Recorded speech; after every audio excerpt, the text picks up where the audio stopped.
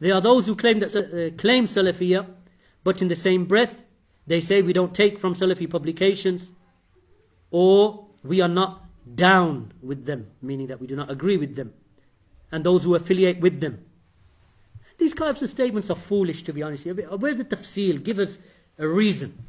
You want to hate a group of people, hate them if you want to hate them. It doesn't harm us, harms you. If you say you're not down with us, I don't know what you mean by down. Alright, but I don't know. If you mean that you don't have tahazzub to us, partisanship, alhamdulillah, you shouldn't have. But you hold on to the truth that we hold on to, alhamdulillah, just like we will hold on to the truth that you're upon. Right? So we don't have ta'assub, neither to Ahmed nor Malik. Then how are we going to have ta'assub to a markaz or a masjid? No, we don't. We have our allegiance is to the haqq, is to the truth. So Salafi publications and the brothers involved in there, from what you know, وَلَا نُزَكِّي عَلَى اللَّهِ أَحَدٍ, and we don't glorify anyone beyond Allah subhanahu wa ta'ala, is that they are known for spreading the sunnah. And they are known for defending the haqq. And they are known for refuting futile and false calls in the Western world. And they are known to be supported by the great scholars of this era. And of actually for the last 25 odd years. So if you have a problem with them, then come and show us where our mistakes are. Not under hidden names, not under lies or false pretensions. Come, talk to us. Show us our mistakes in the aqeedah, in the manhaj. So there are many liars out there who will lie against the da'wah and against the people in the da'wah. Wallahi, we follow. Barakallahu feekum. Look at all you have. You want to judge a person? Look at their websites. Look at their lectures. Look at their da'wah. Look at their leaflets. Look at their publications. By Allah, that I don't know the brothers who are my colleagues at Maktaba Salafiyya, Salafi Publications and Masjid al-Salafi. I don't know them to be major sinners. Because it is possible for a fasiq who calls and openly commits fisk and openly commits sins, that this is a person that you don't take knowledge from, no ilm from. I accept that. But I don't know them to be upon that. I don't know them to be upon bid'ah. I don't know them except to revere the ulama and take their rulings. And through the fitan that have gone through the times, whether it be the fitna of Ihya al-Turath, or the fitna of Green Lane Mosque, or the fitna of Medina.com, or Abu al-Hasan al-Ma'rabi, or Yahya al-Hajuri, or Ali Hassan al-Halabi, or Adnan Ar'ur, or Abdul Rahman Abdul Khaliq, or other than them, that I don't know from my brothers and my colleagues at Maktaba Salafiyya, except that we've been with the scholars. And we've been the first to translate the words of the scholars against them with evidences, not blindly following. Barakallahu feekum. You will not find, to my knowledge, if you do, let me know, I will correct it, that we have refuted anyone, except that I can give you evidence in 99% of the cases. May Allah subhanahu wa ta'ala protect and preserve my memory. That in 99% of the cases, if you ask me about anyone that we refuted, I could give you the evidence now. At least one, if not more than one, about anyone. And that refutation will be based upon the usul of the deen, the fundamentals. Not because he said something about my hat, or because he said something about my marriage.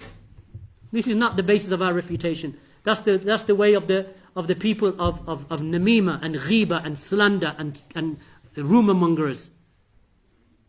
That they start making these claims. I remember that one of those fools in Kuwait, he started spreading a rumor that the brothers at Maktaba Salafiyya, when a non-Muslim woman comes into their markaz, that she takes the shahada. Then immediately, one of the brothers, he marries her. Then 3 days later, he divorces her, and on the 5th day, another one marries her. Then he sleeps with her for a few nights, and then the 4th one marries, and they go through her life, and they do this all the time. First of all, does this jahil, ahmaq, does not know that there is in Islam an iddah? And iddah at least is 3 menstrual cycles. So how did that happen anyway? Secondly, this is a lie. If you start making accusations against someone, like they say, If I was to point out any of the brothers and say, you work for the MI5. How does he disprove that? You work for Mossad. Khalas, I'm going to put it on the website. He works for Mossad. And Miskin, how's he going to now say, no, I don't, honest. I don't. Where's your proof that you don't? No. It doesn't go that way. I have to prove that he does. If I say about someone he is a fornicator, it is upon me to bring my evidence. Otherwise the lashing is upon my back. Look at these people. Allahu musta'an. They are wicked people. Keep away from them. Not only because of their deviation in manhaj, because in reality the reason why they're attacking us is because they have a connection to some of those people of bid'ah, whether it be Al-Hajuri, or whether it be Al-Ali Al-Halabi, or whether it be Green Lane Mosque, or they have a connection to some of those people who have with them deviation and innovation. So the reason why they attack us is, oh, these people are fitna. What do they mean by fitna? That we refuted Suhaib Hassan, and that we refuted Ihya al-Turath, that we refuted Green Lane Mosque, that we refuted Yahya al-Hajuri. Why? Because these individuals they are the ones who cause fitna in the ummah by introducing innovations. You want to know their innovations? Put your hand up and ask, and I will tell you about all the ones that I mentioned. Not one, 3 or 4 for each one, how they oppose the fundamentals of the aqidah or the methodology of Ahlul Sunnah. I remember we went to Hajj this year. Our brother Abu Idris, Hafidhullah, we went to Hajj with him, and there were some people with him. And he said, these guys that they're influenced by the ideas of Green Lane Mosque and Al-Maghrib Institute and these types of people. I said, well, give them dawah. He said, I have. He said, do you mind if I bring them to you and we can both talk? I said, alhamdulillah, bring them. So they sat, must have been about 7 or 8 of them at Hajj. Alhamdulillah, Hajj is a good opportunity to give da'wah. Why? Because everyone's heart is ready for ibadah. Right? So they're sitting in front of me. I said, listen, if I was to give you one fundamental from the fundamentals of the usul or the usul of the deen, the fundamentals of the deen that they have opposed, if I was to give you one about Green Lane Mosque or about Maghrib Institute, would you agree that they have opposed the methodology of the Sahaba of Allah's Messenger? They said yes. I said, what if I multiply that up to 20? They said 20. No, akhi, no. I said 20. I said, I'll tell you what, you just tell me when to stop. And I will give you the evidence because I've got it here. Alhamdulillah, I've preserved it in my memory. Alright? You just tell me when to stop. I started at 1, they stopped me at 6. They said, brother, that's enough. We are convinced. We are convinced. Because this is the way of Ahlul Sunnah. You think that we're just going to tell them, go and khalas, you just blindly follow me. We don't tell them to blindly follow Maktaba Salafiyya.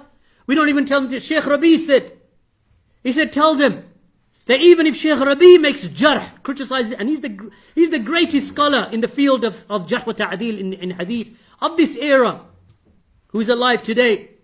He said, tell them that even if I make jarh, I criticize someone and refute him, and I don't bring my evidence, tell them ignore Rabi'. Tell them ignore. I'm telling you, tell them to ignore me. And don't pay any attention. La Shaykh Rabi' we miskin. Masakin. He's the alim who's saying that. So it's more worthy that we should say that. Don't follow unless we bring you evidence.